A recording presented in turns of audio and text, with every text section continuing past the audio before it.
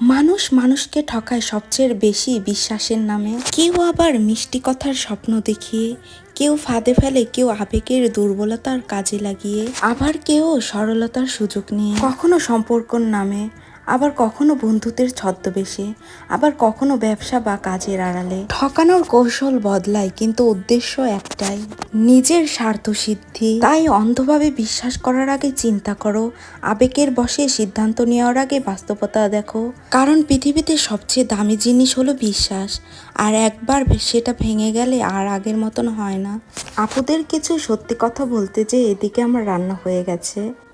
অনেকদিন পর রাতে আজকে ভেন্ডি ভাজি করলাম। ভিডিওটা করা হয়েছিল গতকাল রাতে, এডিট করার জন্য সময়ই পাই না, কারণ দুটা বাচ্চা সামলিয়ে একদমই সময় পাই না।